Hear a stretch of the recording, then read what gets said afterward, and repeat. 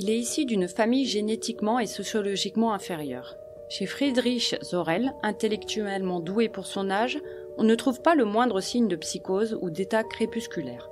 Il est issu d'un clan criminel et antisocial. D'après le profil longitudinal de sa vie et les observations ici, les influences environnementales sont d'importance secondaire. Au contraire, le caractère de l'adolescent est gravement déviant à plusieurs égards. Le trait le plus marquant est son manque monstrueux de courage, auquel son comportement imprudent, son impolitesse, ses délits contre les biens répétés, ses fraudes et ses mensonges assurés peuvent être attribués. Il n'a aucun attachement pour les gens, n'est influencé ni par les éloges ni par les réprimandes, et son comportement occasionnel, comme s'il était impressionné par les réprimandes et les punitions, est largement hypocrite et contrôlé par la raison. Il a maintes fois prouvé qu'il était incapable de remords. Il ne recule pas devant les menaces. D'après les rapports des infirmières, lorsque des rapports de guerre défavorables lui parviennent, il exprime sa joie face au malheur du Reich. Il déclare « Si les bolcheviks viennent, je rejoindrai les partisans ». Ce caractère inné prédispose Sorel à un comportement actif, antisocial et criminel tel que démontré par les délits contre les biens et les fraudes dont il est accusé. En raison de ses graves irrégularités psychologiques, malgré ses capacités intellectuelles, l'expérience psychiatrique juvénile indique qu'il n'est pas admissible à une réinsertion sociale au sens d'un placement familial. Cela ne l'empêche nullement d'être jugé pénalement pleinement responsable. Voilà ce que disait l'expertise psychiatrique du Dr Hilling, directeur médical de la clinique psychiatrique et neurologique pédiatrique de Vienne, sur Frédéric Sorel, survivant adolescent franco-autrichien qui, de 1941 à 1944, année de son évasion, fait des allers-retours au Spiegelgrund. Interné un temps dans le pavillon 17 qui avait vue sur le pavillon 15, il en dira « Je savais exactement quand quelqu'un du pavillon 17 était choisi pour mourir, et je pouvais même les compter. Dans un coin, dans le lit, je le sais, il y avait un petit enfant, impossible de dire si c'était un garçon ou une fille. Mais les cheveux étaient blonds, et 2 jours plus tard, il y en avait un là avec des cheveux noirs. Il n'y avait pas de lit supplémentaire, ils étaient tous vides. C'est ça, et on les emmenait toujours à 14 heures au pavillon 15. J'ai souvent vu qu'on emmenait des corps d'enfants. » J'aimerais rappeler le grand cours magistral sur la pédagogie curative que notre docteur Asperger donna ici même. Il expliquait avec force et de manière convaincante qu'avec la profusion de nouvelles tâches et la pénurie de main-d'œuvre régnant actuellement dans le Troisième Reich, nous ne devrions plus ignorer ceux qui ont été marginalisés. La place de l'enfant n'est pas dans un établissement éducatif ou un hôpital, mais en protection, ce qui pour moi personnellement signifie la protection de la communauté nationale contre ces malheureuses créatures. La sensiblerie n'est pas de mise ici. Nous ne faisons que compromettre l'œuvre de la pédagogie curative qui est si importante et encore si souvent incomprise que nous traînons ce poids dans nos institutions spéciales. Cela ne fait qu'entraver toute l'opération sans apporter le moindre bienfait à l'enfant inéducable. Ce discours a été prononcé par le docteur Jekilius lors du colloque de Vienne du 10 décembre 1941. Le nom d'Asperger est aujourd'hui connu dans le monde entier, associé à l'autisme. Pourtant, derrière ce nom et ce trouble se cache une histoire sombre, celle d'un jeune médecin viennois qui participa, non pas malgré lui, mais en toute conscience et volontairement à l'euthanasie d'enfants aux troubles autistiques. Ce soir, nous allons retracer l'histoire du docteur Asperger qui pendant des décennies s'est fait passer pour un sauveur d'enfants handicapés physiques et moteurs, mais que l'histoire avec un grand H a rattrapé post-mortem. Bonjour, bonsoir, vous écoutez Medicine City, le podcast de True Crime médical francophone. Nous explorons ensemble les recoins les plus sombres de la cité médicale humaine. Je suis Falsiparum. Et moi, je suis Bloody Nurse. Nous sommes mariés dans la vraie vie pour le meilleur et surtout pour le pire. Nous sommes de grands amateurs de podcasts. Nous avons décidé ensemble de nous lancer dans cette aventure. Je suis préleveuse de sang professionnelle, fan de transfusion et enquêtrice amateur. Et moi, je suis médecin professionnel et comme Bloody Nurse, également criminologue amateur. Alors, si vous souhaitez nous entendre vous raconter les crimes, les scandales ou encore les affaires les plus sordides de la médecine, vous êtes ici chez vous. Je vais de suite faire une mise en garde pour vous, chers auditeurs. Compte tenu des sujets abordés, nous ne recommandons pas l'écoute de ce podcast à un public non averti. Nous essayerons de vous prévenir des moments les plus difficiles, même si l'idée n'est pas de faire dans le sensationnalisme. Ou le partage de recettes funestes. Non, ça c'est sûr, c'est pas un blog de cuisine ici. Mais sur ce Bloody Nurse, ne serait-il pas temps d'enfiler nos blouses, nos stétos et nous plonger dans l'univers aussi fascinant que sombre de la santé humaine et de ceux qui la pratiquent ? Allez, Falsiparum, allons-y. Mais juste avant, pensez à vous abonner à nos réseaux sociaux, nous laisser des likes et des commentaires. Ou encore de nous rejoindre sur notre Patreon où vous trouverez du contenu bonus additionnel au fur et à mesure des épisodes et des saisons. Mais sur ce, je crois qu'il est temps de passer les portes de la ville. C'est parti. Salut à tous, comment vas-tu Falciparum ce soir ? Eh ben écoute, moi ça va très très bien, je me laisse porter par ton histoire et j'ai beaucoup aimé cette introduction sur un cas que je connais un peu pour y avoir étudié pas mal cette période et puis tous ces médecins qui gravitent dans cette période-là, mais un cas passionnant. Oui. Pour cet épisode, je vais vous prévenir un petit peu en amont. On va parler donc de la Seconde Guerre mondiale, de nazisme et surtout de mort et de torture d'enfants. Donc si c'est trop difficile pour vous d'évoquer la mort d'enfants, évitez ce passage, évitez l'épisode. Soit vous évitez comment ? Des morts non accidentelles, bien entendu. C'est des morts non accidentelles, tout à fait. Donc évitez soit l'épisode, passez au prochain ou réécoutez les anciens comme vous avez envie. De toute façon, quand on parlera vraiment, alors je vais pas vraiment détailler complètement, mais je vais quand même en dire pas mal. Je préviendrai, je ferai le petit trigger warning. Ah bon. Juste, je voulais vous prévenir que, on va dire, 50% de mes recherches sont du livre de Edith Schaeffer, Les enfants d'Asperger, le dossier noir des origines de l'autisme, qui est très intéressant. Si le sujet vous intéresse, vous pouvez aller le lire. Après, j'ai trouvé énormément d'informations. Il y a eu un gros travail de tri. Parce qu'il y avait une profusion d'informations et plus j'en trouvais, plus je voulais en dire aussi, mais on peut pas tout dire non plus. Après, on fera plusieurs épisodes sur la période parce qu'il y a vraiment beaucoup. Ouais, il y a beaucoup de choses à traiter de toute façon. Et qu'elle est très très documentée. Ouais. Et aussi, je tiens à m'excuser par avance à tous les germanophones parce que moi, j'ai pas fait allemand. Même si j'ai vécu 20 ans en Lorraine dans ma jeunesse, j'ai fait espagnol, j'ai pas fait allemand. C'est pas l'Allemagne. Hein ? C'est pas l'Allemagne du tout. De quoi ? La Lorraine. Oui, non, c'est pas l'Allemagne, mais les 3/4 des enfants font de l'allemand en seconde langue après l'anglais en général, voire en première langue. Donc voilà, moi je l'ai pas fait l'allemand. J'ai vu mes sœurs galérer, donc petit coucou à elles d'ailleurs. Donc désolé pour ça vous risque de vous piquer un peu aux oreilles, quoi. Allez, c'est parti, c'est bon pour toi ? Oui, on voulait faire juste un petit coucou à Brigitte qui nous a mis sur Facebook un gentil mot. Un gentil mot, ouais. On la remercie chaudement. Voilà, c'est vraiment très sympa de sa part. Allez, c'est parti.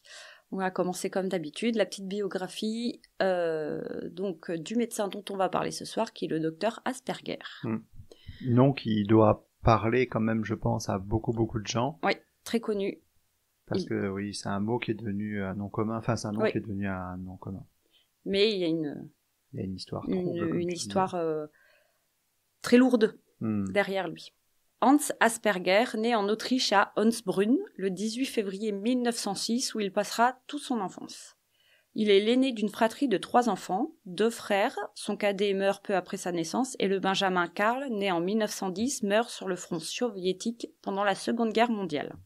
Son père, Johann Asperger, comptable, mais d'une famille d'agriculteurs, est décrit comme très stricte, tandis que sa mère, elle, est décrite comme pieuse et très aimante. J'ai pas le prénom pour elle, je l'ai trouvé nulle part. Il grandit dans un foyer très catholique pratiquant.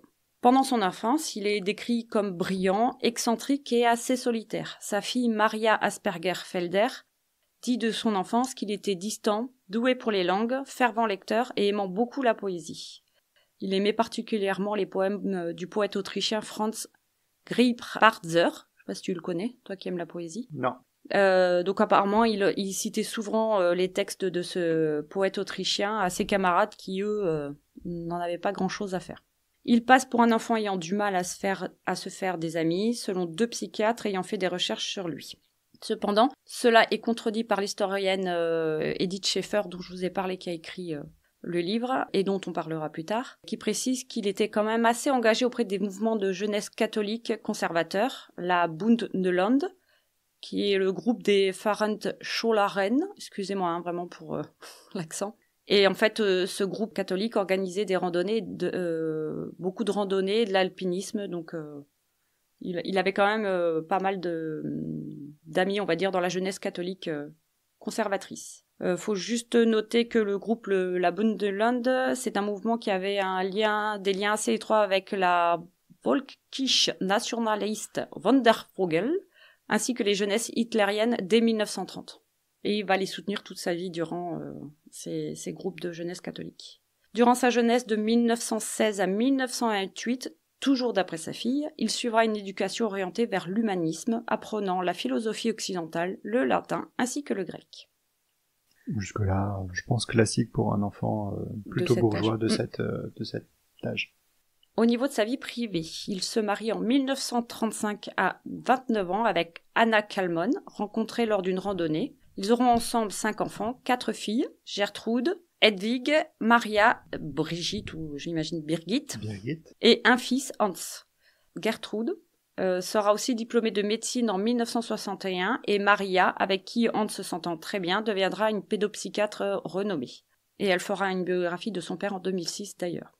On notera qu'en devenant père, il désapprouve l'éducation de son père bien trop stricte. Il aurait dit lors d'une interview radio en 1974 « Je n'ai pas été comme cela avec mes enfants ni avec aucun de mes patients. C'est un bon père de famille qui écoute ses patients et qui s'en occupe. » Jusque-là, on part sur des bonnes bases.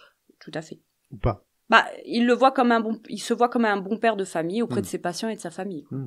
Au niveau de sa foi catholique, donc, elle a une importance très importante pour lui. C'est un fervent catholique pratiquant, sans les tendances politiques associées au catholicisme autrichien de l'époque, puisqu'en fait, les tendances catholiques autrichiennes, à cette époque-là, c'est elles qui attirèrent, elles font partie de ces entités qui ont attiré l'attention sur le danger du nazisme et qui, pour partie, furent des résistants au régime hitlérien. Alors, pas tous, évidemment, mais une grande partie quand même. Il est membre de la guilde Saint Lucas qui milite en faveur d'un eugénisme catholique, selon Schaeffer et alors je sais pas comment ça se prononce, Sech, qui est lui aussi un historien autrichien, dont je vous parlerai plus tard. Donc cette guilde soutient l'eugénisme positif en opposition à l'eugénisme négatif. Je vous en parlerai plus tard aussi. De par sa foi, il a eu des difficultés après l'Anschluss. Donc l'Anschluss, c'est l'annexion de l'Autriche par l'Allemagne en 1938, mais pas suffisamment pour l'empêcher d'évoluer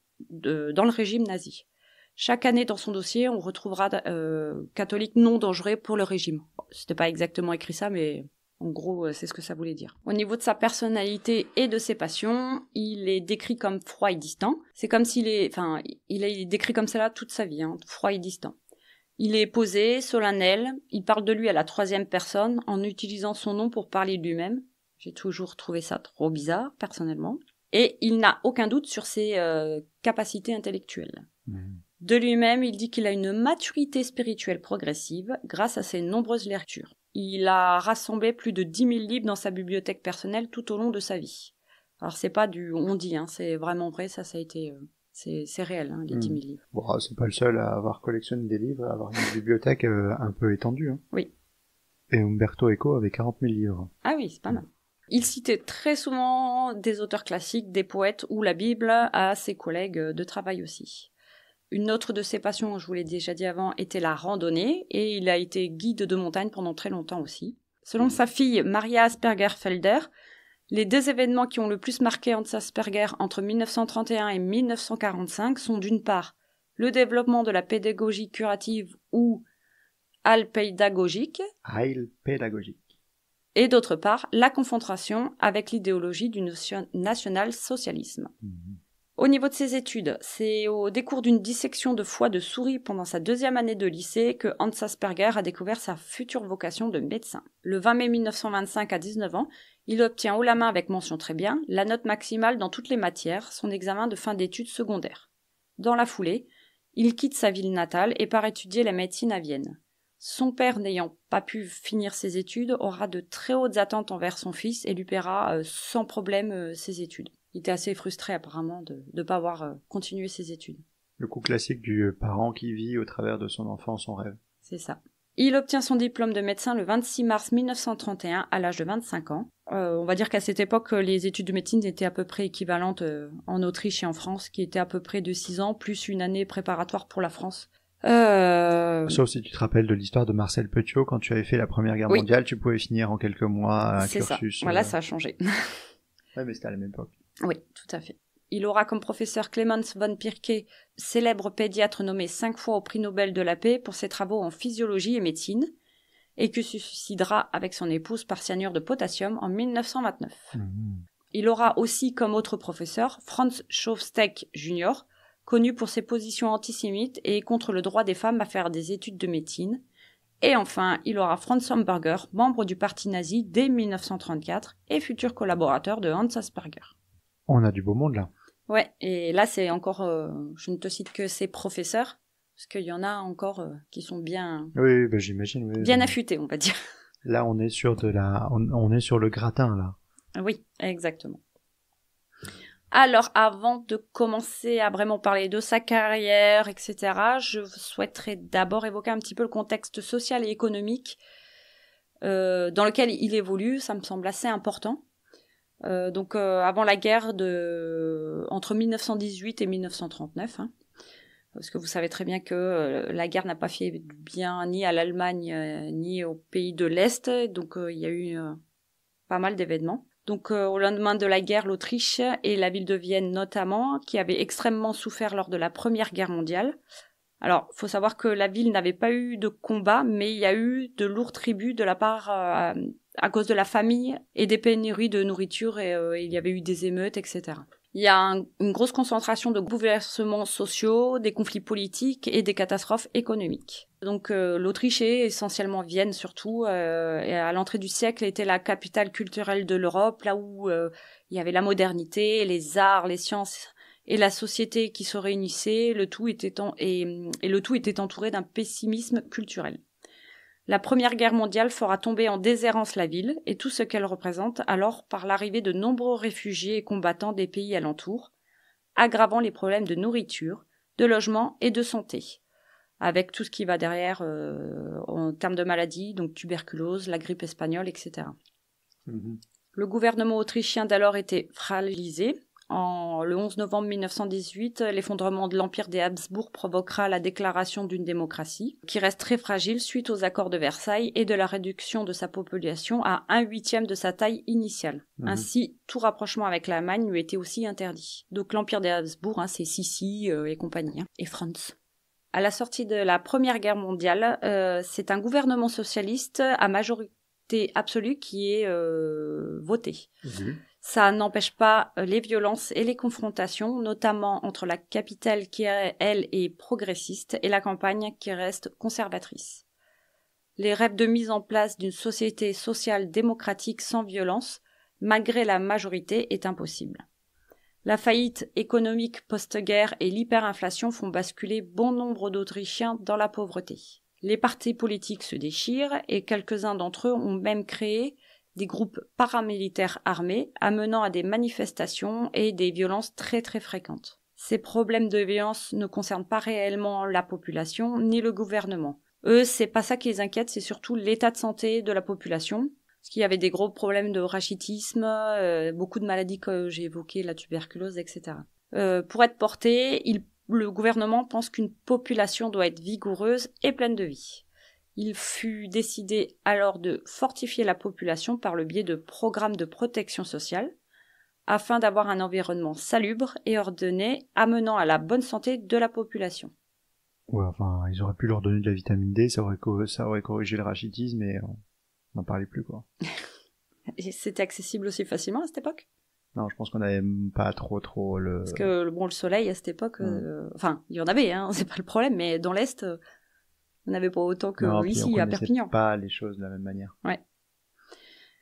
Ce programme de protection sociale basé sur l'eugénisme positif fut mené par Julius Tandler, qui était juif, conseiller municipal de Vienne, et lui conférant une renommée internationale, parce qu'en fait, cette protection sociale lui a apporté une grosse renommée internationale, en fait. C'était hyper progressiste à l'époque, donc il a été aux États-Unis et tout pour parler de ce programme. Ça n'aurait pas resté ça, la protection sociale aux États-Unis. Non. L'eugénisme d'alors, considéré comme une approche scientifique de la gestion des populations, était subdivisé en 2 états. Donc on va enfin en parler. Donc l'eugénisme positif, qui promouvait la santé et la reproduction des segments désirables de la population. donc des gens en bonne santé, etc.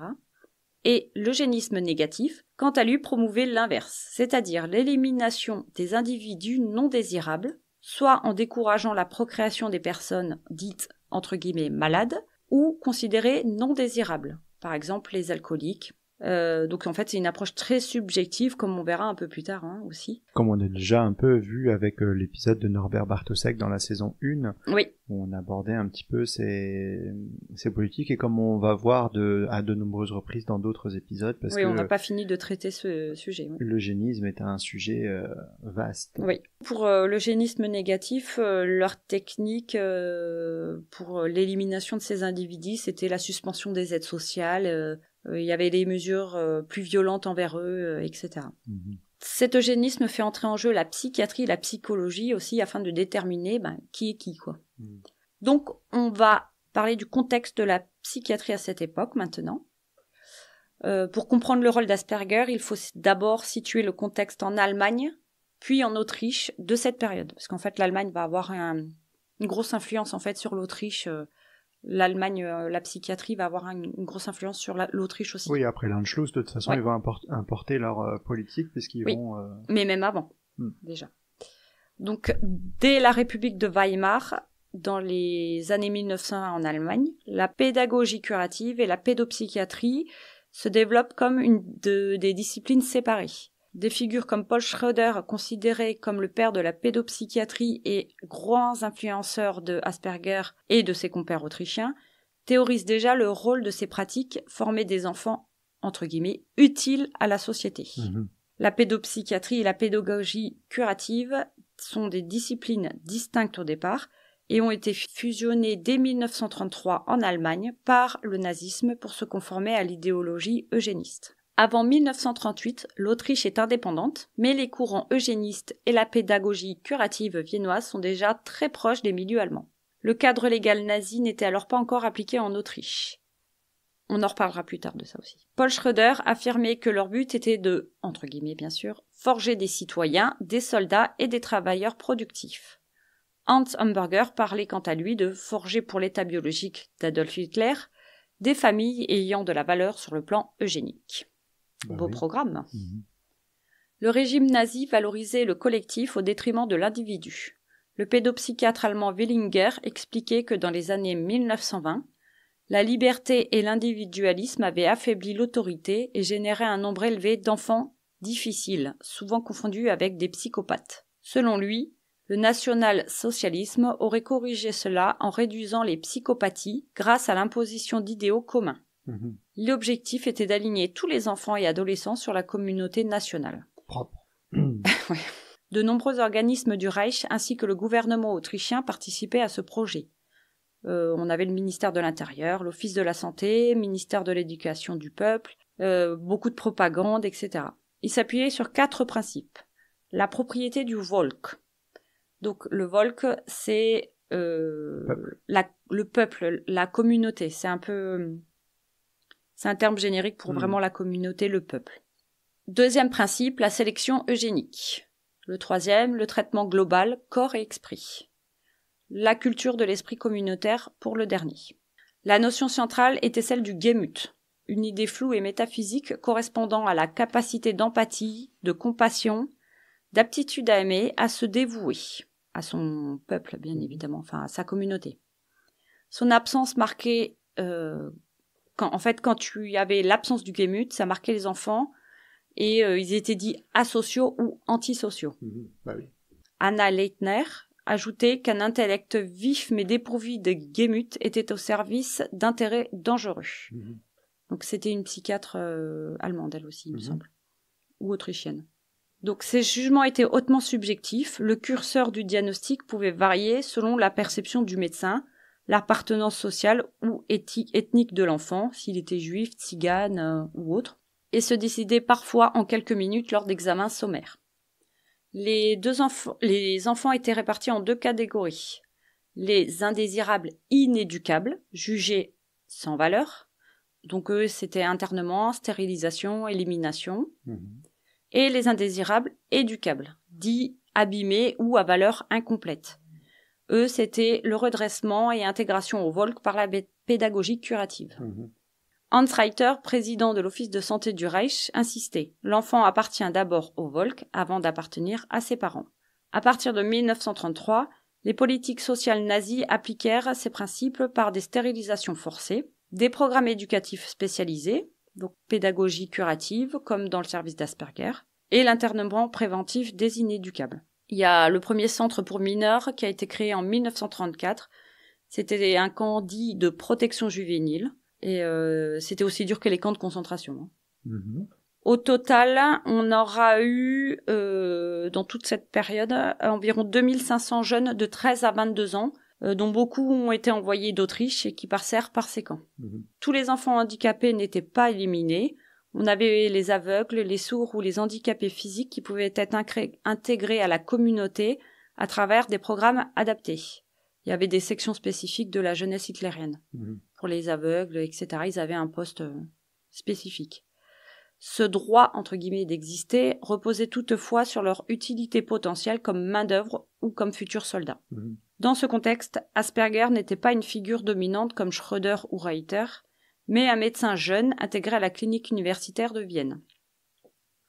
Ses écrits reprennent certains concepts, notamment l'importance du Gemüt, et son service de pédagogie curative fonctionnait selon cette logique de tri. Distinguer les enfants réformables de ceux qui ne l'étaient pas, parfois avec des conséquences fatales pour ces derniers. Mais ça restera très très longtemps. Il n'y a pas très longtemps, j'ai lu des choses sur ce qui se passait dans le régime de Ceausescu en Roumanie, et c'était exactement la même chose. Mais du coup, 40 ans plus tard, quoi. L'eugénisme, c'est repris, la pédagogie curative et tout ce qui est sur l'enfance, de toute façon, c'est toujours repris. Comme c'est facilement manipulable, entre guillemets. On va parler de sa carrière professionnelle, donc on va commencer avant l'Anschluss, donc je rappelle qui est avant l'annexion de l'Autriche par l'Allemagne. Donc c'est dans ce contexte que je vous ai cité, et psychiatrique et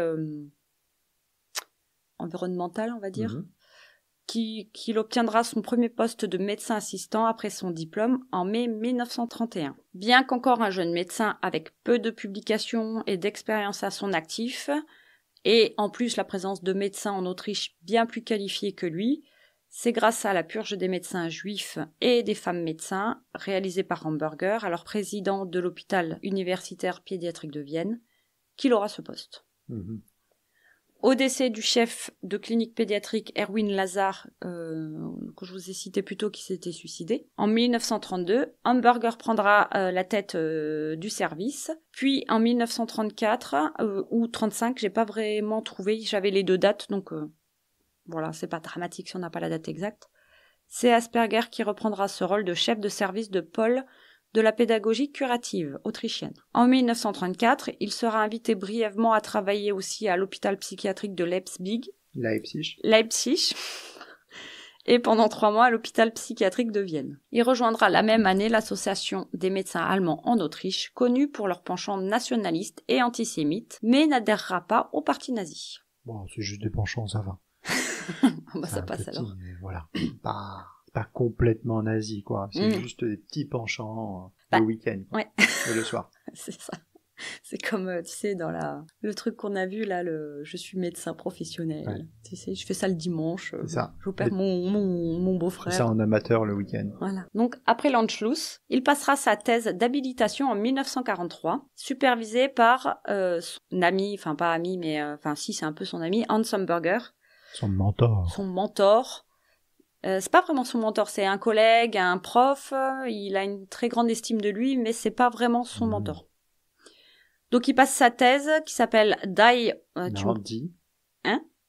autistischen Psychopathen. Voilà, qui est publiée dans le journal Archiv für Psychiatrie and Nervenkrankheiten, qui est publié en 1944. Vas-y. C'est Archiv für Psychiatrie und Nervenkrankheiten. Donc ça sera Falsiparum qui fera l'allemand. Les archives de psychiatrie et de maladies nerveuses. Pour compenser son absence d'adhésion au parti nazi, alors que la plupart de ses collègues médecins ont adhéré, il adhère aux idées nazies concernant l'eugénisme, la pédagogie curative et autres idées nazies. Dès 1938, il signe... Prend ce qu'il veut dans le nazisme, c'est ça qui est top, quoi. Ouais, Mais écoute, il a bien joué parce que ça lui a porté bénéfice pour après, quoi. Mmh. De ne pas prendre parti de pas adhérer au parti nazi. Tu veux dire, oui, je vois de quoi tu veux parler. Je spoil un petit peu, mais il aura eu raison de le faire. Je sais pas s'il avait senti venir ou, enfin bon, bref.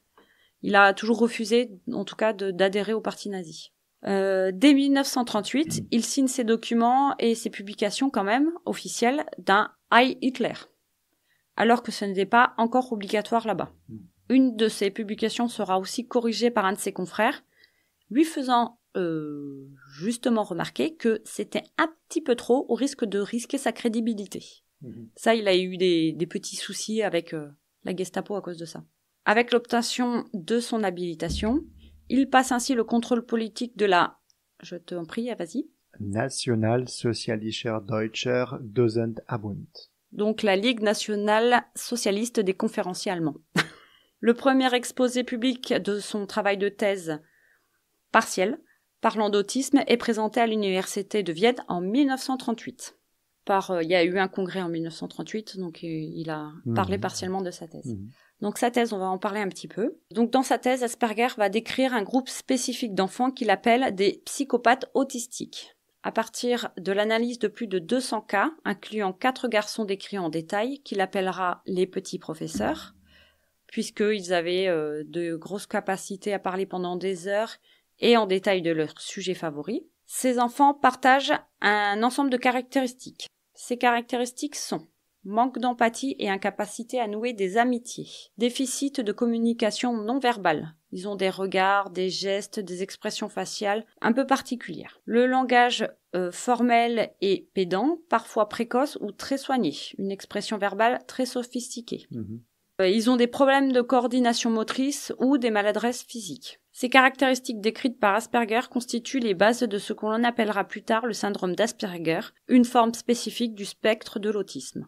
Alors du coup, on est d'accord, à moins que tu en parles un peu plus tard, mais ça n'est pas Asperger qui a inventé le concept d'autisme ou qui a posé ce mot en premier, il a juste décrit une population spécifique d'autistes qui présentaient des caractéristiques particulières. Exactement, c'est ça. L'autisme, ça avait été évoqué, il me semble. 1911, non? Oui, exactement, c'est ça.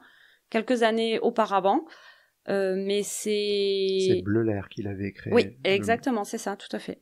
Mais du coup, c'est pas lui qui a inventé ce terme et cette pathologie. Donc dans sa thèse dont tu viens de nous parler, en fait, il a pris, c'est combien, 200 enfants 200 enfants, 200 cas. 200 cas qui correspondaient à à ces descriptions-là de manque d'empathie, de déficit de communication, ainsi et ça. Tout à fait. Mais on en parlera un peu plus tard, justement, de comment c'est devenu l'autisme Asperger, en fait. On en parlera, c'est devenu plus tard, en fait. Ok. Oui, mais ça, moi je sais, mais je vous spoile pas. Beaucoup plus tard. Beaucoup plus tard, ouais. Exactement, ça y est, c'est ça. Je viens de faire 1980. Ah, j'aurais dit 90, mais ouais, non, c'était... 1990, mais ça a son apogée en 90. Ouais, d'accord. Ouais, c'est à peu près ce que j'avais dans la tête. Mais je vous spoile pas. On va y venir assez rapidement, de toute façon. Là, je voudrais d'abord, par rapport à ce que je vous ai décrit de la thèse d'Asperger, vous décrire un petit peu l'autisme. Aujourd'hui, qu'est-ce que c'est? L'autisme, on n'appelle plus ça autisme. On dit des TSA, donc les troubles du spectre autistique. Depuis 2013 et 2022, la médecine a revu sa copie, et notamment à cause de Asperger. Tous les troubles sont réunis dans un seul groupe, les TSA, où on précise le niveau de soutien nécessaire de 1 à 3 avec des spécifications sur l'enfant. Il est avec ou sans déficience intellectuelle, avec ou sans trouble du langage, et présence d'une condition médicale ou génétique associée.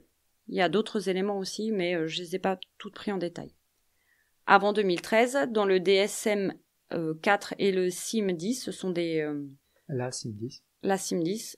Avant 2013, dans CIM, ça veut dire Classification internationale des maladies, pour nos auditeurs. Il y a plusieurs diagnostics séparés. Donc avant 2013, je vous parle.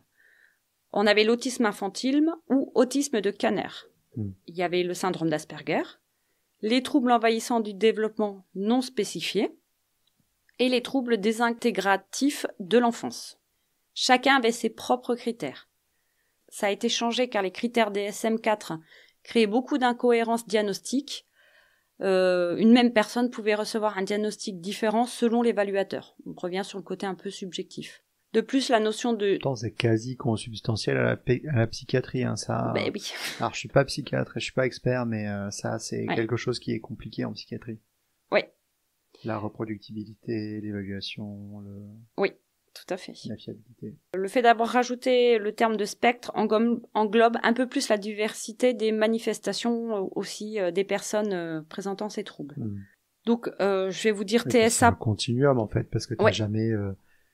c'est jamais tout blanc, tout noir à chaque critère, et donc du coup... Puis chaque enfant chaque enfant ou même adulte, étant différent, de toute façon, c'est un peu compliqué de poser des choses, quoi. C'est des généralités.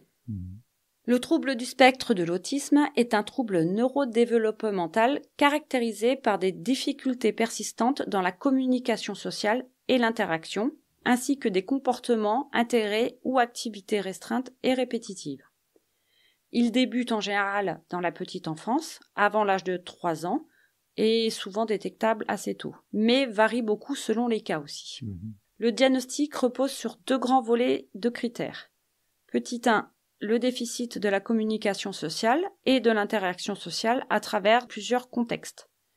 Et petit 2, le comportement restreint et répétitif, les intérêts restreints, les adhérences rigides aux routines, la réactivité sensorielle atypique et d'autres critères aussi. Le DSM-5 prend en compte le niveau de soutien nécessaire, donc de 1 à 3, selon la gravité, ce qui est différent selon la difficulté à fonctionner dans la vie quotidienne. Dans la CIM 11 aussi, le TSA, donc trouble du spectre autistique, je dirais TSA maintenant, est reconnu avec des spécifications. Par exemple, déficience intellectuelle, trouble du langage, etc. pour qualifier la présentation des symptômes. Les symptômes les plus courants, on a la communication et les interactions sociales difficiles avec peu ou pas d'échanges, avec peu d'intérêt pour les pairs, etc. Difficulté de compréhension et d'utilisation du langage non verbal. On a les comportements restreints, répétitifs, les intérêts restreints avec des mouvements répétitifs, stéréotypés, les balancements d'avant en arrière, etc. Des routines importantes, peur du changement, intérêt focalisé, hyper ou hyposensibilité sensorielle. Donc ils peuvent être très sensibles aux sons, aux textures, même aux odeurs. Voilà. Et d'autres caractéristiques, retard ou trouble du langage dans beaucoup de cas. Alors ça, c'est bien des symptômes les plus courants, mais il y a bien d'autres symptômes spécifiques à chaque enfant ou adulte de toute façon. On a des difficultés d'apprentissage, il peut y avoir des déficiences intellectuelles dans certains cas, mais beaucoup conservent un QI dans la moyenne ou supérieure. Les troubles associés fréquents, on a souvent des troubles de l'attention, de l'hyperactivité, donc le TDAH, pour ceux qui connaissent, l'anxiété, le trouble du sommeil, l'épilepsie, l'enurésie, etc. Les types de TSA. Le spectre des TSA est très large. Des formes légères nécessitant peu de soutien, parfois dit haut niveau ou ancien Asperger, aux formes les plus sévères avec des déficiences intellectuelles, peu ou pas de langage et besoin de soutien très élevé. Au niveau des traitements, on a des interventions précoces. Alors, on n'a pas de traitement chimique à proprement parler, c'est vraiment essentiellement de l'accompagnement. Ce sont des interventions précoces, donc qui doivent être réalisées très tôt, éducatives, d'orthophonie, d'ergothérapie. Pour ceux qui ne savent pas, l'ergothérapie, c'est un métier qui accompagne les gens à adapter l'environnement. Tout à fait, adaptation de l'environnement et... Donc des lits, des commodes, des choses comme ça qui sont adaptées à l'environnement de la personne qui en a nécessité. Du soutien scolaire aussi. Et alors, quand il y a de la médication chimique, c'est seulement pour les troubles associés, notamment pour les angoisses, les agitations, pour qu'ils puissent dormir plus sereinement, etc. De toute façon, quel que soit le niveau d'expression des TSA, on a aussi des statistiques qui montrent que les filles tendent à être moins détectées ou détectées plus tardivement, parfois parce qu'elle souvent elle camoufle, elle masque tout ça parce que c'est le schéma féminin qui est comme ça où on a tendance à masquer les problèmes. Souvent elles utilisent des stratégies d'imitation ou ont des intérêts moins typiquement stéréotypés mais plus socialement acceptables. Alors, je vais vous décrire maintenant l'autisme de haut niveau ou l'anciennement autisme Asperger, puisque c'est la partie qui nous intéressait un peu plus dans ce dossier. Donc vous verrez, si vous revenez un petit peu en arrière, que ça ressemble quand même vachement sur la définition de ce qu'il avait dit. Après, je vous ai décrit très succinctivement quand même sa thèse, quoi. Mais j'ai pas eu accès à toute sa thèse, donc ça a été un peu compliqué de trouver tout. J'imagine que 400 pages en allemand, ça te faisait pas trop rêver. Ça me faisait pas rêver, non, mais c'est surtout que elle y est pas en entier. Donc, une petite définition. Le syndrome d'Asperger désignait une forme de TSA où il n'y a pas de retard significatif du langage et pas ou peu une déficience intellectuelle. Le terme autisme de haut niveau était utilisé de façon plus large pour décrire des personnes autistes avec un quotient intellectuel dans la moyenne ou élevé, capables de langage verbal, mais avec des difficultés sociales, sensorielles, etc. Depuis la publication du DSM-5 en 2013, le syndrome d'Asperger n'est plus un diagnostic séparé, il est intégré dans le diagnostic général des TSA. Les termes Asperger ou haut niveau restent utilisés par la communauté, mais plus comme des catégories officielles. Ouais, c'est devenu des éléments de langage, quasiment de vulgarisation en fait. C'est ça. Les gens ont tendance à ont gardé tout ça. Après, ce que je vais décrire après sur Asperger lui-même, le docteur, ça a fait grand écho au niveau mondial. Bien sûr, au niveau de la psychiatrie, au niveau des associations, mais je suis pas sûre que c'est atteint le grand public en général, tu vois. Bah, je t'en parlerai tout à l'heure. D'accord. Quand on reviendra sur Asperger, ouais. quand il est revenu, je pense qu'il y a eu des effets de mode. Oui, d'accord. Les symptômes, on les avait déjà évoqués, hein, les difficultés sociales, etc. Centre d'intérêt très spécifique, intense, obsessionnel. Langage qui peut être fluide, voire très bon, mais avec des particularités, procédés inhabituels, un ton, un rythme, etc. Rigidité, routine, difficulté au changement, maladresse motrice, absence de retard cognitif, intelligence de la moyenne. Tout ça, j'en ai parlé, puis il en avait parlé aussi, d'ailleurs, Asperger. Les types ou les variations d'Asperger, du coup. Le spectre Asperger haut niveau inclut une variation importante. Certaines sont très autonomes, d'autres moins selon le contexte, les soutiens aussi, la sensibilité, les comorbidités. Parce que selon qu'on ait Asperger en Europe, c'est pas la même chose, je sais pas, dans les pays de l'Est, ou enfin dans les pays... c'est sûr, en fonction du pays dans lequel tu vis, avec un handicap qui soit négatif ou positif, tu es beaucoup plus facilement intégré ou pas. C'est ça. Donc on n'utilise plus Asperger comme un type séparé, mais on peut parler de TSA de niveau 1. De TSA niveau 1 ou de TSA sans déficience intellectuelle ni retard de langage significatif comme catégorie descriptive. Le terme High Functioning Autism, similaire à Asperger, parfois utilisé pour désigner ceux avec potentiel intellectuel, mais avec les traits autistiques sociaux comportementaux. En général, ce sont des gens qui sont diagnostiqués tard par rapport aux autres formes autistiques, parce que du coup c'est moins marqué, on va dire. Et c'est souvent entre 5 et 9 ans dans beaucoup de cas. Parfois, dès 3-4 ans, s'il y a des signes évidents, comme par exemple les difficultés sociales, la rigidité des intérêts restreints, ça peut être détecté un peu plus souvent, mais sinon, plus tôt, pardon. Mais sinon, c'est 5-9 ans. Et je pense aussi qu'il y a une acculturation pour le diagnostic, ce qui compte aussi, c'est le milieu dans lequel tu baignes. Si tu en entends parler souvent, tu seras plus vigilant. Si tu n'en as jamais entendu parler, forcément, l'enfant, tu peux dire, il est comme ça, il est un petit peu renfermé, et puis ci et ça. Et tu peux attendre un peu plus tard avant de te dire, tiens, il y a réellement un problème, en fait. Et alors que si, comme maintenant, on entend beaucoup parler en ce moment, forcément, les gens ont le plus la puce à l'oreille et tu t'y penseras beaucoup plus facilement. Oui, puis même à l'école, si tu as les professeurs, les maîtresses et tout qui sont formés ou pas, qui s'intéressent à ça, avec qui même ont le risque de surdiagnostic, comme Oui. À mon avis il existe pas mal pour le trouble déficit de l'attention et hyperactivité. Il y a clairement des surdiagnostics parce que à force d'en parler, il y a des gens qui font des autodiagnostics et et donc effectivement Et pourtant, plus on Dieu en sait que parle, c'est pas drôle d'avoir non, de vivre avec des TDAH.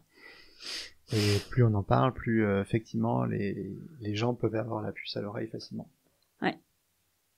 Au niveau des traitements, c'est pareil, hein, comme toutes les TSA en général, mais adapté aux particularités de haut niveau, intervention comportementale, éducative, thérapie sociale, entraînement aux compétences sociales, soutien psychoéducatif, thérapie cognitivo-comportementale pour l'anxiété ou les difficultés comportementales, de l'orthophonie, de l'ergothérapie, du soutien scolaire, traitements les médicaux que je vous ai dit pour traiter la dépression, les troubles du sommeil, etc. Mais pas de traitement curatif, bien sûr.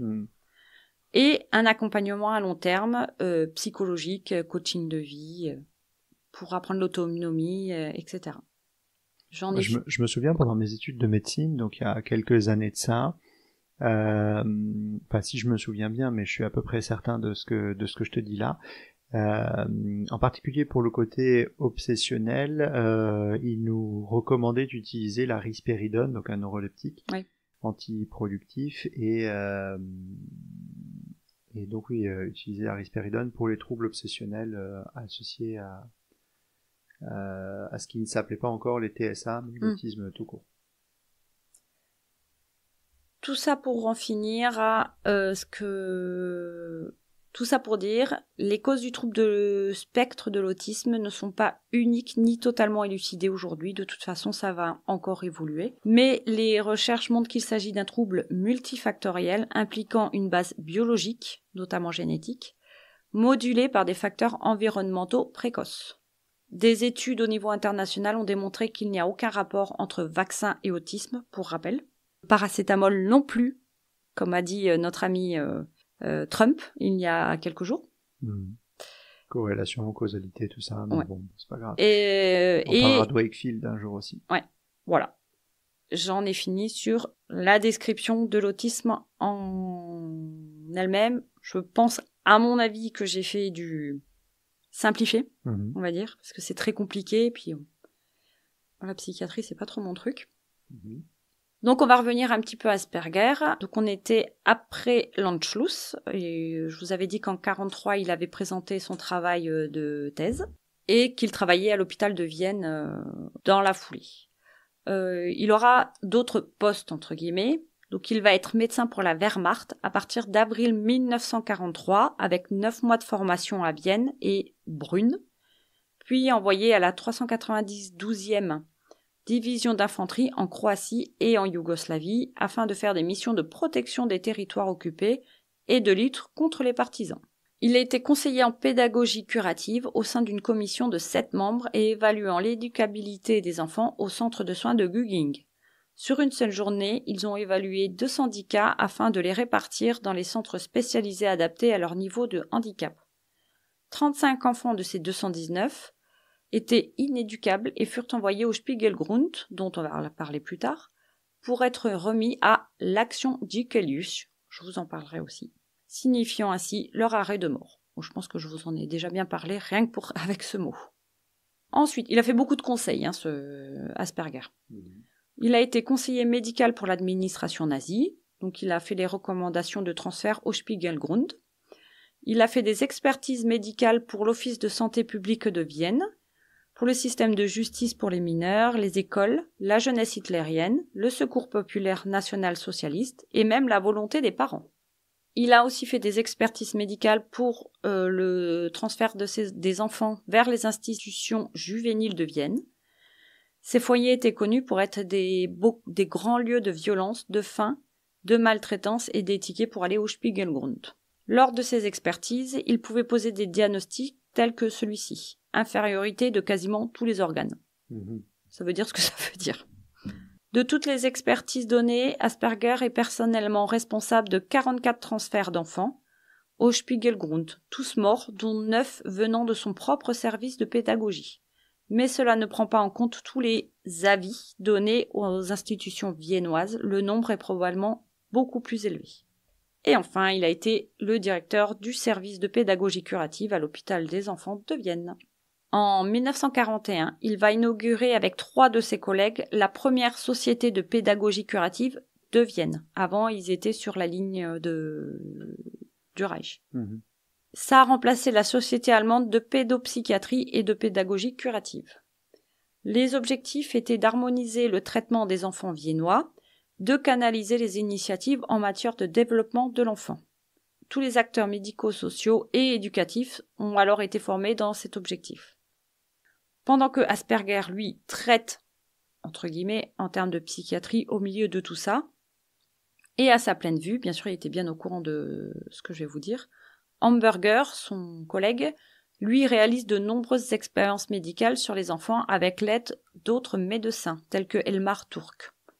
Leur méthode était non cachée, ils étaient même plutôt fiers de leur réalisation et écrivaient des articles scientifiques avec leurs protocoles et résultats. 5 des 7 médecins de cette pédagogie curative eurent du sang sur les mains, dont 2 étaient des femmes. Un de ces médecins, Heinrich Gross, a seulement 27 ans et même allé en 1941 pendant 6 semaines se former en Allemagne auprès de Hans Heinz, une des principales figures du Reich sur l'euthanasie d'enfants, aux méthodes de mise à mort pour les médecins. Une fois de retour sur cette formation, le taux de mortalité au Spiegelgrund a triplé, se faisant appeler par les enfants la faucheuse. Comme quoi, c'était une formation efficace, du coup. Oui.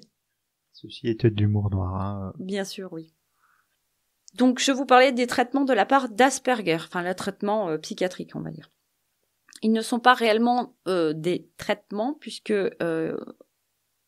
il n'y avait pas vraiment de thérapie, d'éducation, d'intervention médicale, mais ce qu'ils appelaient, eux, leur traitement, c'était l'observation stationnaire prolongée. C'est une évaluation statique de l'enfant qui, selon Asperger, est déjà, pour lui, une bonne partie de leur traitement. Il les observe et pour lui, c'est le traitement, en fait. C'est une partie du traitement. Il vient, il est observé seul avec ses compères et alors décider s'il est inéducable ou éducable. Dans le premier cas, il est candidat à la mort. Dans le deuxième, il est envoyé en camp pour être utile au Volk. La mort devenant un traitement à part entière dans la pédagogie curative nazie. Asperger n'était pas certes un acteur actif de l'euthanasie, c'est pas lui qui poussait les seringues, si vous voulez, mais il n'en reste pas moins actif par le choix des enfants inéducables et l'accord tacite de l'euthanasie. Il était au courant de tout.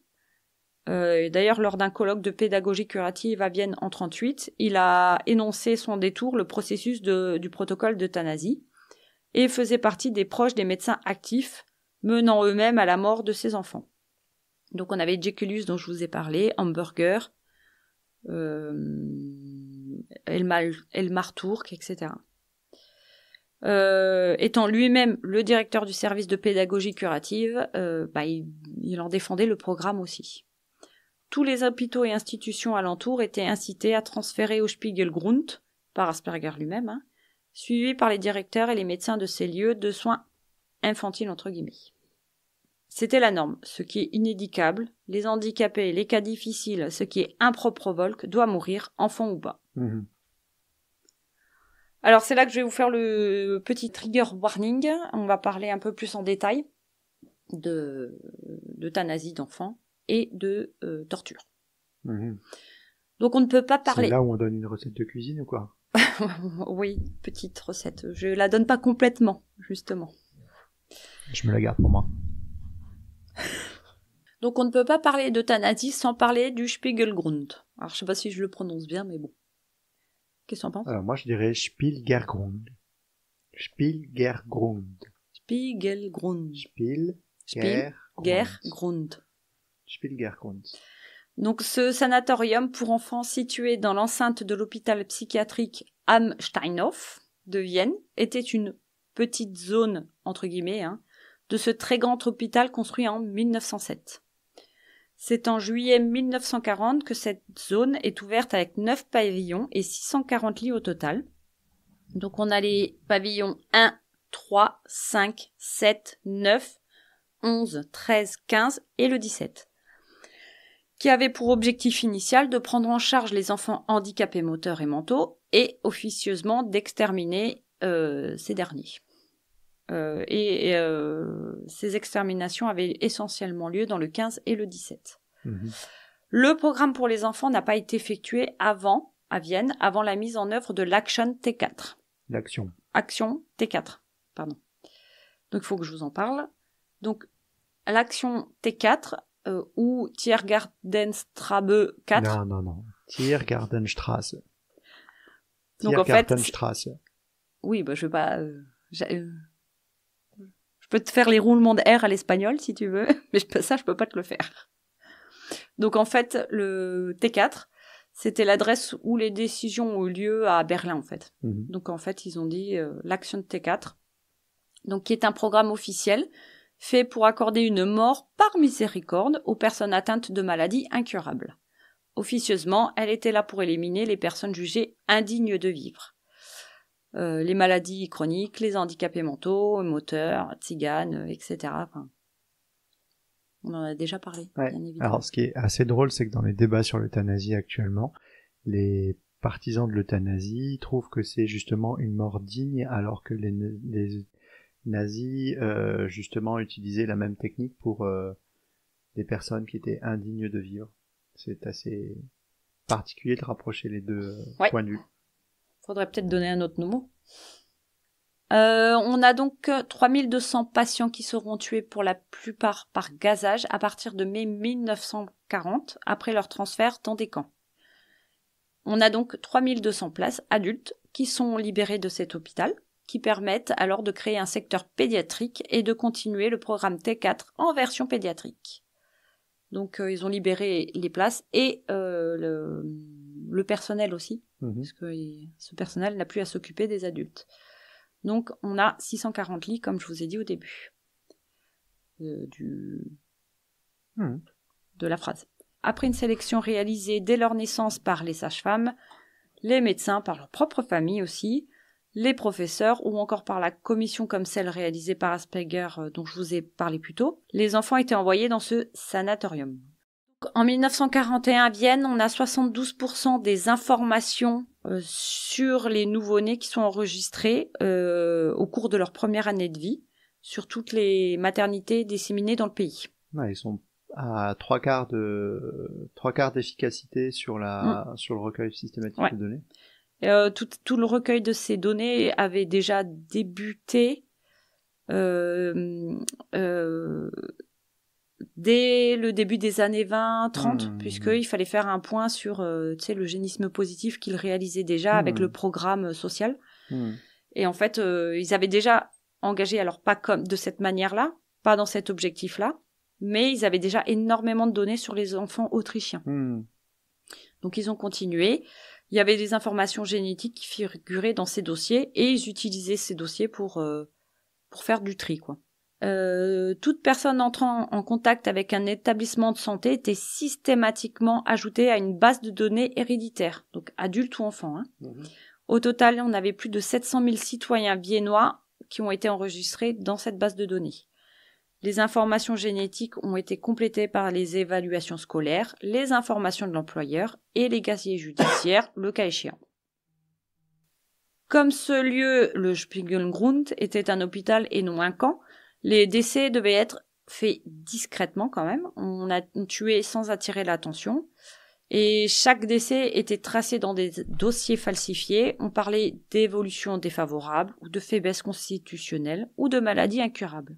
Alors là, je l'ai pas noté, mais faut savoir que les gens aux alentours du Spiegelgrund, en fait, ça a commencé à se savoir quand même qu'il y avait un peu trop de morts et ils sont venus un petit peu manifester, mais les nazis ont fait un démenti officiel dans les journaux. Non, ils meurent pas euthanasiés, etc.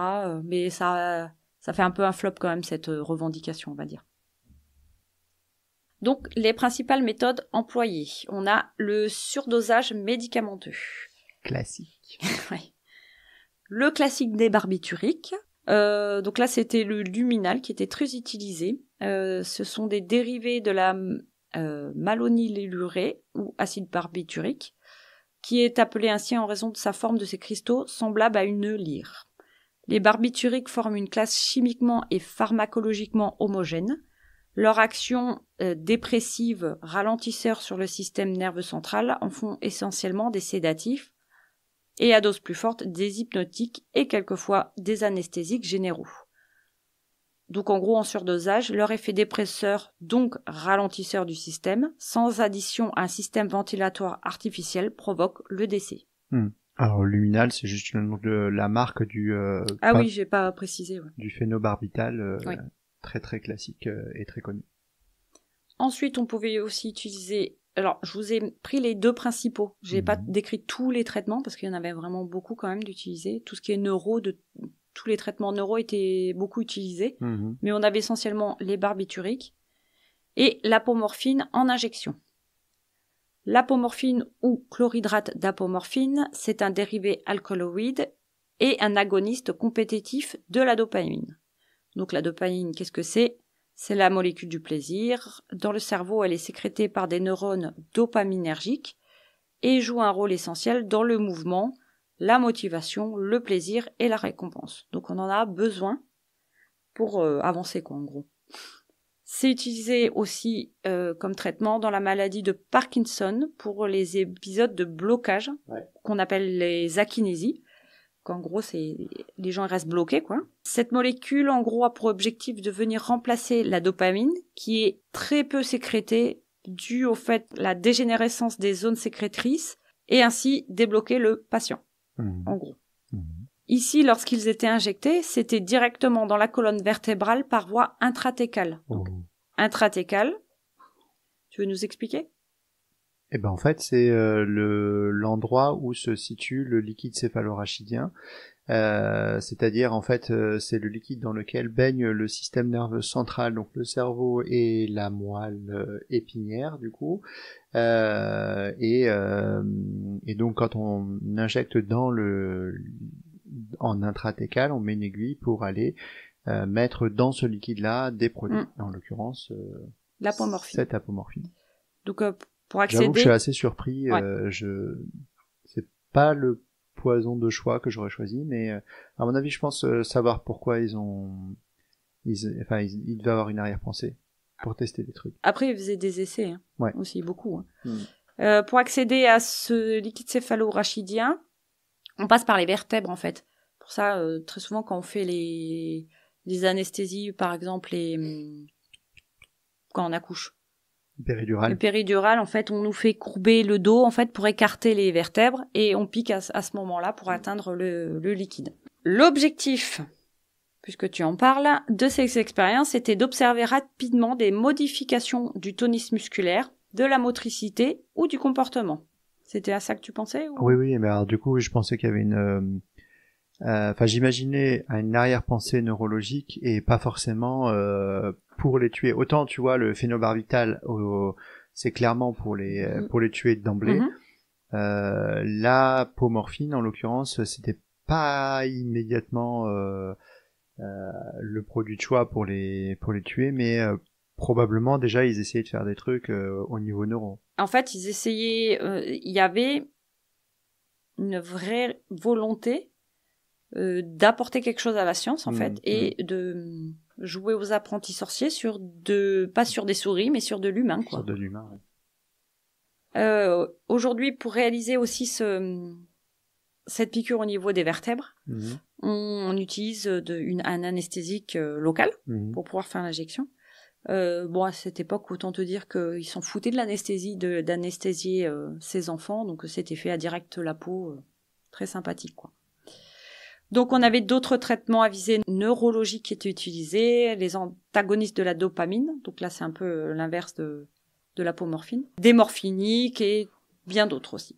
Tous ces traitements ont été administrés, ils ont utilisé toutes les formes possibles d'administration, donc on a avec les comprimés, les injectables, mélangés à la nourriture, enfin bon voilà, ils s'amusaient quoi en fait, ils jouaient les apprentis sorciers comme je t'ai dit. Donc les doses étaient données de façon soit répétée, ou massivement, pour provoquer le décès ou les séquelles irréversibles. Les réactions des patients étaient extrêmes, agitation violente, convulsions, coma, paralysie, et étaient notées comme preuve du cerveau défectueux. C'était pas la faute des traitements. Enfin, le cerveau défectueux fait que ils n'arrivaient pas à contrôler les médicaments qui leur étaient injectés. Même un cerveau fonctionnel ne tiendrait pas le coup, mais...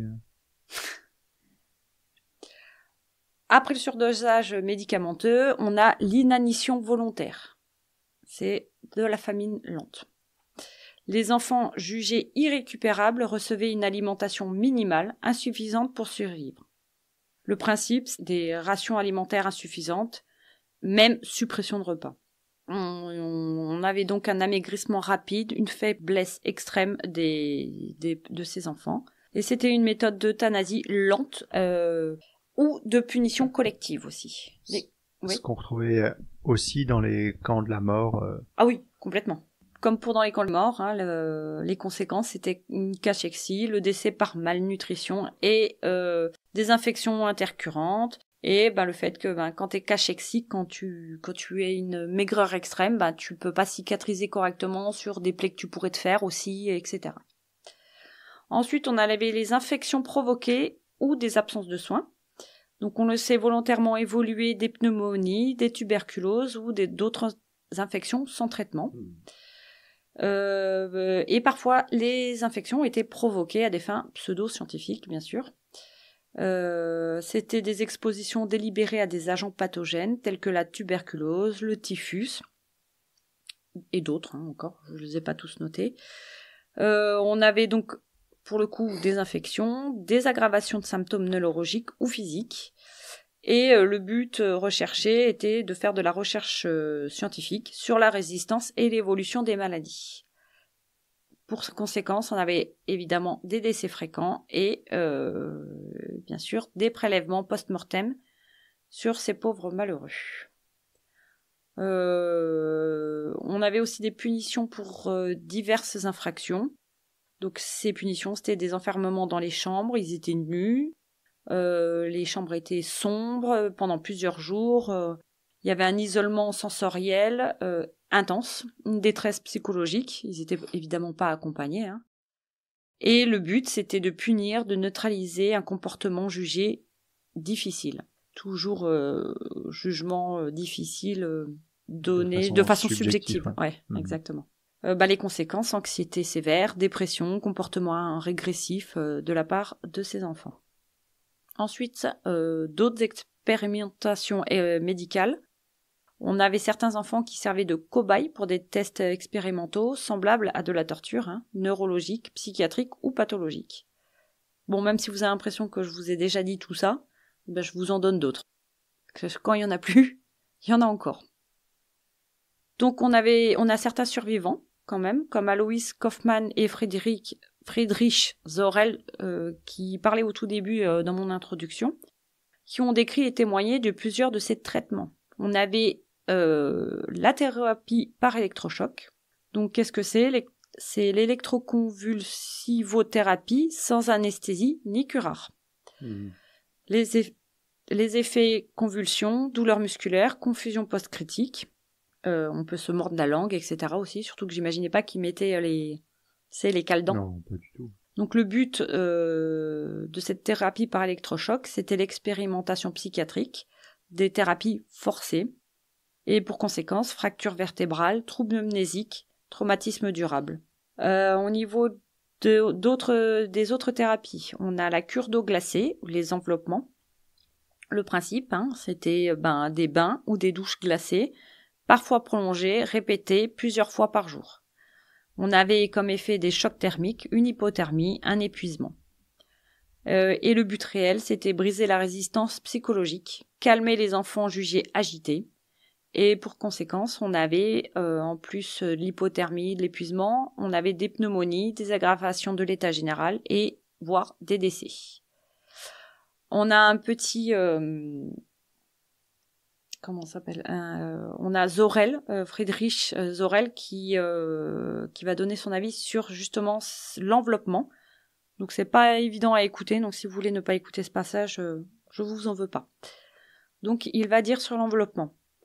un brancard, 2 draps secs, 2 draps mouillés, se mettre nu comme un verre, puis les draps sont enroulés comme avec une momie, partout.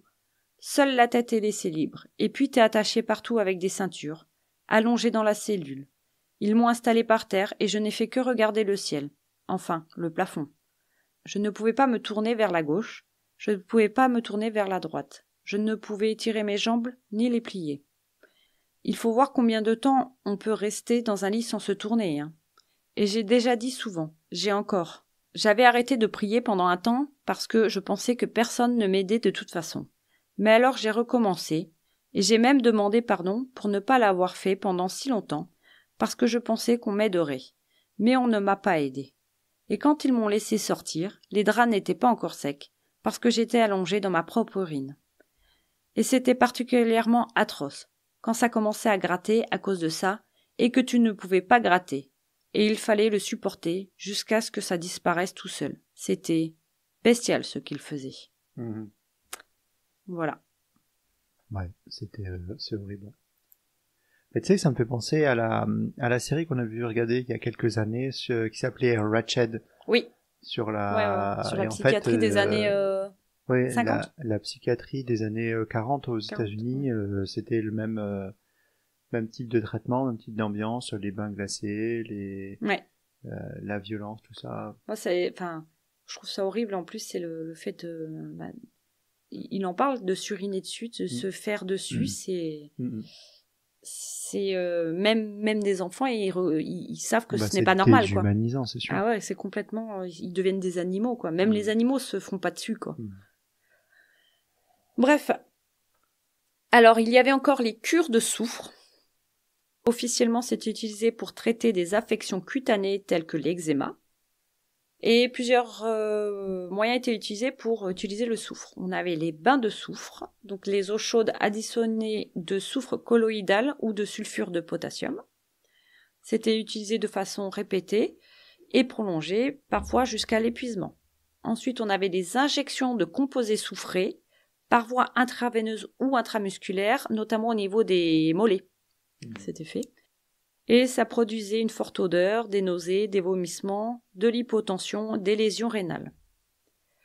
L'administration orale était faite aussi. Le soufre était donné en poudre ou des composés soufrés et ajouté à la nourriture ou à des boissons. Ce qui provoque des diarrhées, de la déshydratation, une altération de l'état général. En surdosage, nous avons la toxicité aiguë qui donne des troubles digestifs, des convulsions, un collapsus cardiovasculaire. Collapsus, ça veut dire qu'il y a une chute, en gros. Chute de la pression artérielle. Ouais. Et utilisé de façon répétée, c'est un affaiblissement des carences et des aggravations de maladies persistantes, préexistantes. Chez les enfants fragiles, cela pouvait précipiter aussi la mort, surtout combinée à la privation alimentaire déjà en place. Et enfin, il y avait une injection d'agents pathogènes tels que la tuberculose et les essais de vaccins. Ça, c'est assez connu quand même comme... Il n'y a pas que sur les enfants qu'ils ont fait ça. C'était un petit plaisir de m'engueuler, il me semble. Oh oui. Après le décès de ces enfants, les cerveaux étaient prélevés. Alors, bien sûr, il y avait autopsie, hein, bien sûr. Bah oui, forcément. Il fallait regarder un peu le résultat du travail. Les cerveaux étaient prélevés. Encore que tu ne nous as pas parlé de vivisection, là. Mais c'était plutôt un délire de Mengele, ça. Oui, donc parce que j'en ai pas. Ouais. Ou alors je n'ai pas vu passer l'information. Non, je pense pas que lui faisait ça. Non, j'ai pas vu. Donc du coup, on avait les cerveaux qui étaient prélevés, conservés pour la recherche. On a retrouvé une collection assez importante qui a subsisté quand même jusque dans les années 80 et on avait environ 400 cerveaux. Les familles recevaient souvent une lettre type annonçant une pneumonie fulminante ou une crise soudaine. Alors une crise de quoi ? C'est une crise psychiatrique sûrement. Le nombre d'enfants euthanasiés est aujourd'hui connu de 789 enfants. Et alors, c'est seulement ceux dont on connaît le nom. Mais on a quand même pas mal de dossiers qui ont été brûlés à la sortie de la guerre. Donc, tout n'est pas noté. On en a pas mal quand même. On a 562 enfants aussi, c'est le nombre de dossiers d'enfants transférés à la demande d'Asperger. Après la Seconde Guerre mondiale, qu'est-ce qu'a fait Asperger? Grâce à sa non-adhésion au parti nazi, Asperger sera très tranquille. Il n'ira pas en procès. Ça a vraiment été sa carte de sortie. J'étais pas au parti nazi. Il reprend une carrière universitaire dès le 9 février 1946. De 46 à 49, il est directeur suppléant de la clinique pédiatrique de Vienne. En 48, il est cofondateur d'un groupe de travail autrichien pour l'éducation spécialisée et qu'il présidera jusqu'à sa mort. Il publie son ouvrage récapitulatif à propos de la pédagogie curative en 1952. Il dirige ensuite la clinique pédiatrique d'Innsbruck en Autriche pendant 5 ans, succédant à Richard Priessel, décédé subitement le 18 novembre 1955. On a assez peu de documentation relative à cette période de sa vie. Asperger prend ses nouvelles fonctions le 31 mars 1957 avec une conférence inaugurale consacrée aux problèmes dans la pédiatrie moderne. Selon l'historien d'Innsbruck Franz Hutter, Hans Asperger s'y est rapidement créé un cercle d'amis et de collègues. Il y est globalement apprécié pour sa pédagogie. Asperger est ensuite nommé à la chaire de pédiatrie de l'hôpital de Vienne en 1962, dont il assurera la direction jusqu'à sa retraite officielle en 1977. En 1964, il est responsable de SOS Kinderdorf à Unterbrühl. Alors, SOS Kinderdorf, c'est un village d'enfants qui est une association humanitaire internationale apolitique, non confessionnelle et qui a été créée en 1949 en Autriche. Elle a pour but d'offrir à des frères et des sœurs orphelins un cadre de vie familial et l'assurance d'une relation affective et éducative durable avec une mère, jusqu'à leur autonomie.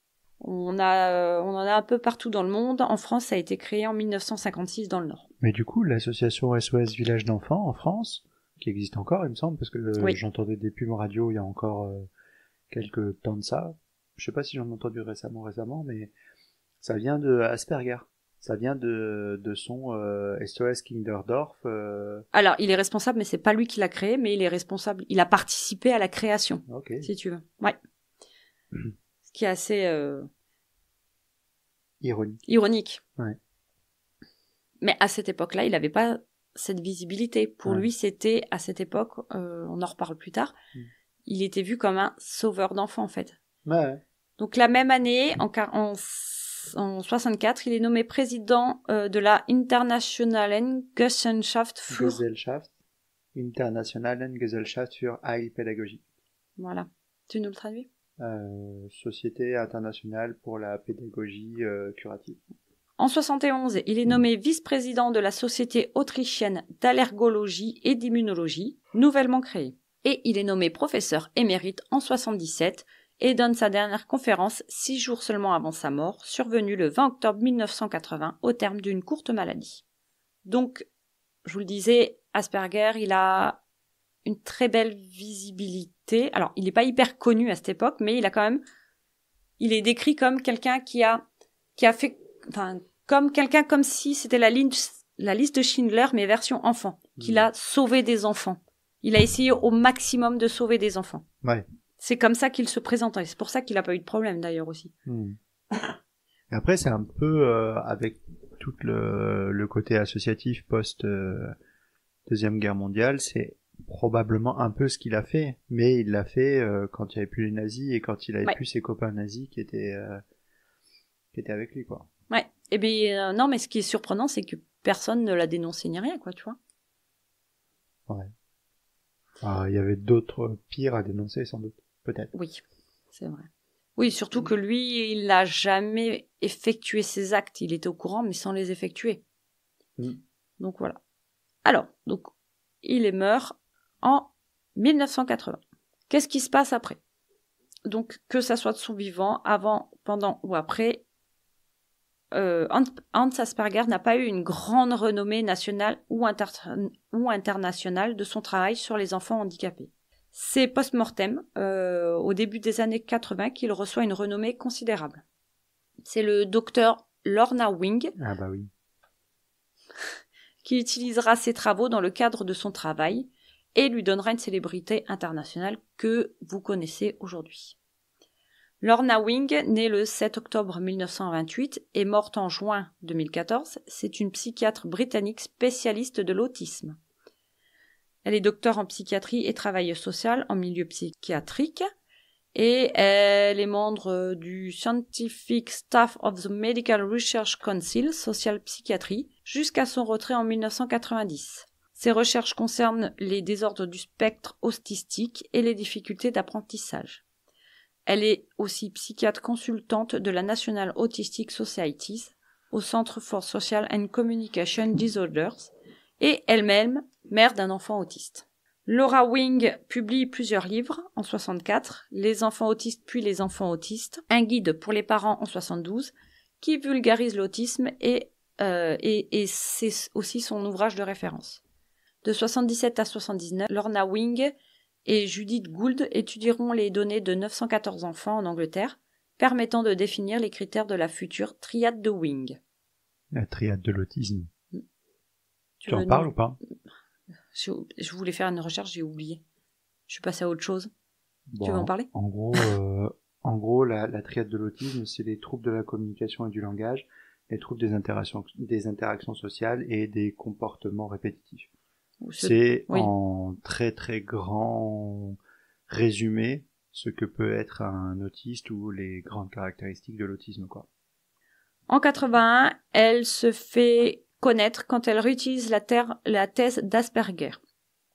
C'est vraiment à ce moment-là qu'elle se fait vraiment connaître. Elle publie un compte-rendu de ses travaux et une proposition pour définir le syndrome d'Asperger sur la base de 34 cas empruntés à Asperger, sur ces 200 cas, et de sa propre clinique aussi. Ah oui, d'accord. À partir de ce travail, la communauté internationale et notamment anglo-saxonne va multiplier les recherches pour identifier et positionner le syndrome d'Asperger vis-à-vis de l'autisme de Kanner, qui était à l'époque le principal. Bah, c'est surtout que l'autisme de Kanner, c'est celui qui est le plus grave, le plus lourd, celui que tu diagnostiques très très tôt, avec les formes très poussées, marquées. Celui qui a le plus besoin d'intervention. Ouais. C'est typiquement celui qui n'est pas de haut niveau, quoi. Dès 82, elle écrit sur l'idée d'une continuité entre l'autisme de Kanner reconnu et d'autres formes qui n'étaient jusqu'alors absolument pas assimilables. En 83, en collaboration avec professeur Burgwan, elle présente 3 caractères plus récurrents dans le syndrome d'Asperger et dans le trouble autistique à l'origine de la triade autistique, et qui permet de parler de spectre autistique.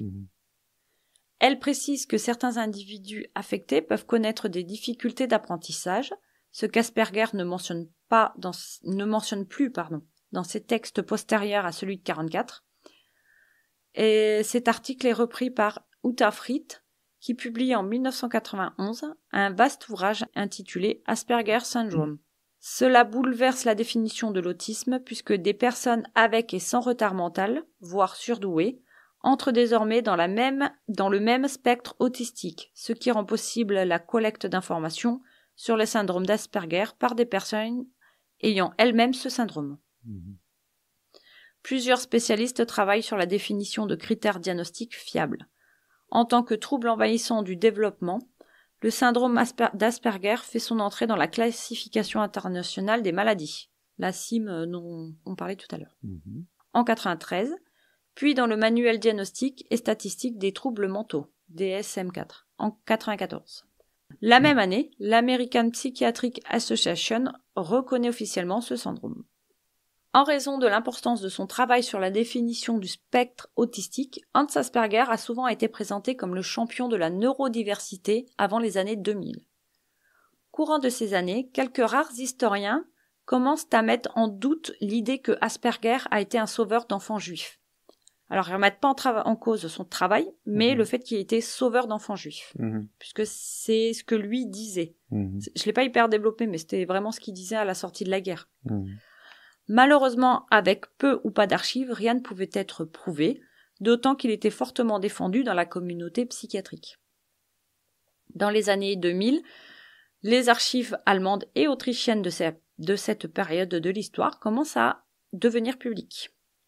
Des dossiers d'enfants transférés à l'Amtsspiegel et signés par Asperger ressortent. Mais tout reste encore dans le milieu allemand, on va dire. Ça ne va pas à l'international. Dans les années 2010, c'est Herwig Tschech, j'arrive pas à prononcer son nom, vraiment, je suis désolée. Historien autrichien qui mène une enquête sur le sujet. Il aboutira à un long article en 2018 dans le journal Molecular Autism, prouvant que Asperger a collaboré avec le régime nazi, contribué au diagnostic menant à l'euthanasie. Un article qui est très intéressant, que je vous conseille d'aller lire d'ailleurs, qu'on trouve très facilement sur Internet. Molecular Autism. La même année, c'est Edith Schaeffer, historienne américaine et mère d'un enfant autiste, qui publie un livre en anglais, relatant et confirmant elle aussi ce qu'elle a trouvé dans les archives de Vienne. Ce livre, Les enfants d'Asperger, le dossier noir des origines de l'autisme. C'est le livre qui t'a servi de base à cette écriture. C'est ça. Pour moitié de mes recherches, j'ai utilisé son livre. Et celle de Herwig Tschech. Dans la foulée, après le choc de ces révélations, un débat dans la communauté scientifique a eu lieu sur le bien fondé d'utiliser le terme d'autisme Asperger. Il a été supprimé du DSM-5 et changé en termes de spectre de l'autisme de haut niveau, comme vu plus haut lors de la description de l'autisme. De plus, un travail éthique sur la mémoire et la transmission de l'histoire de l'autisme a été aussi entamé. Les associations de l'autisme très attachées à ce terme d'Asperger ont pris malgré tout la nouvelle avec sérieux, et beaucoup d'entre elles ont transformé le terme en TSA, parce qu'en fait, elles étaient quand même très attachées à ce terme d'Asperger. Mais ils ont quand même transformé le terme. Il n'y a pas eu beaucoup de défenseurs non plus dans la foulée des publications de Asperger, au vu du nombre de documents prouvant le tout, mais certains historiens et psychiatres ont quand même voulu tempérer, entre guillemets, l'arrivée de ces informations en disant que Asperger n'était pas un fanatique nazi non plus, et qu'il avait fait des compromis et collaboré en suivant son temps, complexifiant ainsi son personnage, et que c'est pas tout blanc ou tout noir, quoi. En même temps, quand tu regardes, bon, c'est pas pour le dédouaner, c'est sûr, mais c'était des enfants allemands et autrichiens qu'il gérait. C'était, il n'y a pas forcément de recherche de génocide, d'épuration ethnique, etc. C'est juste les populations qu'il soignait lui, et il a fait ce qu'on lui a demandé de faire. Bon, certes avec du zèle comme beaucoup l'ont fait, mais je comprends en fait que c'est pas ni tout blanc ni tout noir, mais quelque chose un peu entre les deux. En fait, ils veulent ces historiens, ces psychiatres, ils veulent le faire passer, ils veulent pas qu'il passe d'un héros à un monstre sanguinaire. Il est probablement tel que ses confrères qui étaient Hamburger ou Jekyllus. Parce que je vous l'ai pas dit, si je vous l'ai décrit, Jekyllus c'était le pire de tous. Même pour le coup, il a été renvoyé. Il a eu des problèmes avec la Gestapo parce qu'il était trop. Alors pour te dire. Donc non, c'est sûr, c'est il y a il faisait pas partie directement des bourreaux, mais comme le titre de ton article, enfin de ton post du jour dit, c'était un sélectionneur de vie, et il a orienté des enfants vers un destin qu'il connaissait. Là, pour le coup, on peut pas enlever ça. Mais consciemment, il n'a pas été l'auteur d'atrocités comme ont pu l'être d'autres soignants ou médecins de l'époque nazie. On est d'accord, mais alors après là, je pense que c'est des débats philosophiques ou éthiques, je sais pas comment tu pourrais dire ça, mais on en vient sur c'est pas parce que c'est pas lui qui a poussé la seringue qu'il est pas moins fautif, quoi. Tu vois, je vais vous laisser, j'ai fini sur Asperger, j'en ai fini. Je vous laisse sur cette réflexion. Qu'est-ce que vous en pensez ? Est-ce que vous pensez que, du coup, c'est moins un monstre que Hamburger ou Jekyllus ? Ou est-ce que, il est pas moins responsable parce qu'il n'a fait que trier, entre guillemets, des enfants ? Qu'est-ce que vous en pensez ? N'hésitez pas à nous donner votre avis en commentaire sur les différentes plateformes ou sur les réseaux sociaux. Et puis voilà. Et puis si je me suis trompée, n'hésitez pas à me le dire aussi. J'ai quand même eu gros travail de tri d'informations. Ouais, j'imagine, ouais. Et voilà. Je voulais vous parler un petit peu aussi des Asperger célèbres, parce que tout le monde est connu. Ah oui, alors il y a la question qui s'est posée aussi. Est-ce que des autistes de haut potentiel célèbres? Oui. Non, il y avait la question à savoir est-ce que Asperger était lui-même autiste. Apparemment, il ne le serait pas. Lui-même ne disait pas qu'il l'était, mais il ne disait pas non plus. Mais parce que comme il était un petit peu obsédé par les poésies, les machins, les trucs comme ça, il avait des petits traits. Mais bon, qui n'a pas un peu des traits obsessionnels sur certaines choses, quoi. Voilà. Mais il n'a pas été diagnostiqué comme tel. On a sur ceux qui sont célèbres en sciences, on a Marie Curie, Albert Einstein, qui est-ce qu'on a? Isaac Newton, Thomas Edison, Henry Ford. En informatique, tout le monde... en sachant bien que c'est des diagnostics... Post-mortem. Post-mortem, rapportés... Alors j'ai vu qu'il y avait un gars qui faisait ça, c'est son métier de faire des diagnostics comme ça. On a Bill Gates, donc qui est le fondateur de Microsoft pour les plus jeunes, je ne sais pas s'ils le savent. Steve Jobs, donc ça tout le monde qui sait. Ça tu vas savoir qui c'est. Satoshi Tajiri. Moi je savais pas que c'était le créateur des Pokémon. Mark Zuckerberg. Chez les acteurs, on a Woody Allen, Tim Burton, Alfred Hitchcock, George Lucas, Keanu Reeves, Steven Spielberg. Chez les musiciens, alors là c'est vachement loin aussi, Beethoven, Bob Dylan, Eminem, ça j'étais surpris, je savais pas du tout, Mozart. Les politiques, Al Gore, qui était un vice-président des États-Unis bien sûr, mais ça les plus jeunes ne savent pas forcément. Tu t'en souviens? De quoi? Al Gore? Al Gore, ouais. Oui. Greta Thunberg, Thomas Jefferson, Vladimir Poutine et dans les arts, on aurait eu Michel-Ange, Léonard de Vinci, Andy Warhol. Et chez les sportifs, Bobby Fischer, Lionel Messi. Alors ça aussi, j'étais surprise, je savais pas du tout que Messi était autiste. Bref, vous avez tout un tas de films, de livres. On a Ben X qui est sorti en 2007, Imagination en 2007 aussi, Simple Simon en 2010, Adam en 2009, ça doit être Adam parce que c'est un Américain. X plus Y, Tale of Autism, Le cerveau d'Hugo. Et comment il s'appelle ce film? Qui n'en est pas un. Sur l'autisme, du coup, il y en a plein qui pensent que c'en est un. C'est... Moi, je t'aurais dit Will Hunting comme ça, mais... Alors, il n'est pas autiste. Asperger. Il y a des troubles de l'autisme, mais ce n'est pas de l'autisme. Parce qu'il est surdoué, c'est sûr, mais il a quand même un comportement un peu spécial. Ouais, mais non, il lui manque des trucs, hein. Oui, dans la triade, ouais, je sais. Mais non, c'est le film hyper connu, là. Ah, si Philippe, il était là, il pourrait nous dire. Bon bref, c'est pas grave. Peu importe.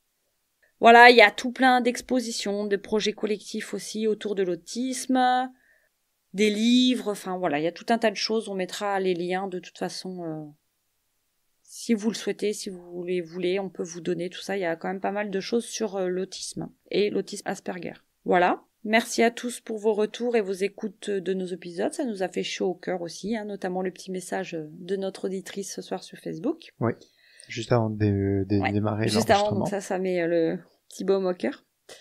On vous invite à vous abonner sur nos plateformes, Spotify, Apple Podcast, Ocha et toutes les autres. N'hésitez pas à nous laisser aussi des messages et des commentaires et surtout un max d'étoiles, de pouces levés, etc. sur les différentes plateformes d'écoute. Suivez-nous sur les réseaux sociaux. On a Facebook, la communauté de Medicine City, Medicine City Podcast, Instagram, medicinecity.podcast, TikTok, on n'y va plus trop, donc laissez tomber. Partagez, likez, commentez, sentez-vous libre de nous faire tous vos retours ou vos suggestions, négatifs ou positifs. Et enfin, Falciparum, je te laisse nous teaser le prochain épisode. Eh bien écoute, je suis pas encore totalement sûr de ce que j'ai envie de faire, mais je pense que je vais vous parler de prothèse mammaire. Ah, super, je vois de quoi tu parles. Ouais, Enfin, je pense que je vais vous parler de prothèse mammaire parce que j'ai écrit l'épisode il y a pas très très longtemps et j'en ai parlé au boulot cette semaine pas mal, donc Oui. du coup, je pense que je vais aller sur le sujet. Ok, super. Sujet intéressant, ça aussi. On va plus du tout... Ça sera C'est moins lourd, on va dire. Ça sera différemment lourd que les nazis, les expériences et les enfants qu'on trucide parce qu'ils sont intellectuellement différents. Ouais, différent, c'est le mot. On peut pas dire déficient, mais non. là en l'occurrence c'était différent. Ouais. Merci à tous. Restez à l'écoute des pulsations qui montent depuis les ruelles sombres de la ville. Au revoir. À bientôt.